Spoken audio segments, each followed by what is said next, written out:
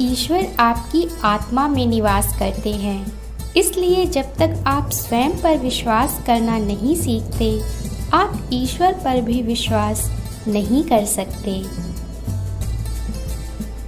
मेरे बच्चे, मन की शक्तियाँ सूर्य की किरणों के समान होती हैं। जब वे एकाग्र होती हैं तो प्रकाशित होती हैं। अन्यथा विचारों के बादल प्रकाश को ढके रहते हैं और व्यक्ति यहाँ वहाँ भटकता रहता है। जैसे तुम ना चाहते हुए भी भटक रहे हो। तुम्हारे साथ क्या हो रहा है यह तुम समझ ही नहीं पा रहे।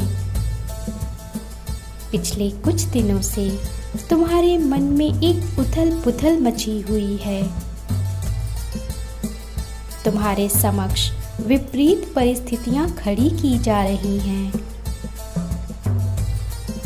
तुम सभी का भला करने के लिए जाते हो, फिर भी तुम स्वयं दुखी हो जाते हो। कभी वह पीड़ा जो तुम्हें तुम्हारे परिवार वाले ही देते हैं, तो कभी शारीरिक कष्ट।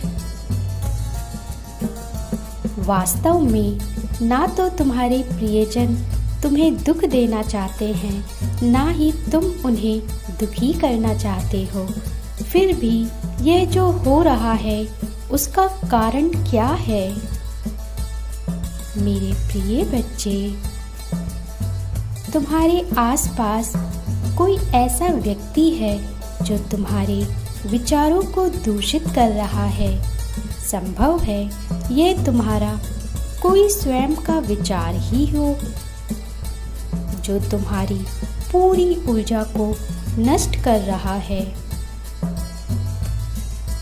उस व्यक्ति या विचार को खुद से दूर करो और अपने भीतर व्याप्त उस प्रकाश को देखो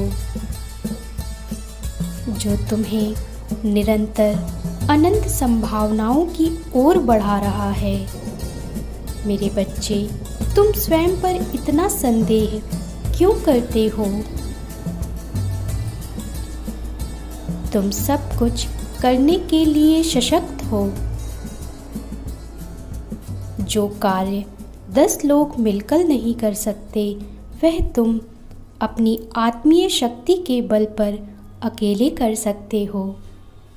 तुम इस बात से परिचित हो कि तुम्हें निरंतर ब्रह्मांड की शक्तियों से प्रेरणा मिल रही है। तुम्हारा मन प्रेम से भरा हुआ है। लोग तुम्हारी ओर आकर्षित होते हैं क्योंकि वह तुम्हारी ऊर्जा से पवित्र प्रेम को महसूस करते हैं। मेरे बच्चे, अपने मन में किसी भी प्रकार की हीन भावना मत लाओ। यह तुम्हारा वह पड़ाव है जहाँ तुम्हें यह सिद्ध करना है कि तुम परमात्मा से कितना प्रेम करते हो। प्रतिकूल परिस्थितियों में भी तुम्हारा विश्वास ईश्वर पर रहता है अथवा नहीं। मुझे विश्वास है तुम इस पड़ाव को भी पार कर लोगे और वहां पहुंच जाओगे जो सफलता का शिखर मैंने तुम्हारे लिए तय किया है। यदि तुम्हें मुझ पर विश्वास है तो कहो, मुझे परमात्मा पर पूर्ण विश्वास है। ईश्वर मेरे साथ है। मैं ईश्वर की सच्ची संतान हूँ।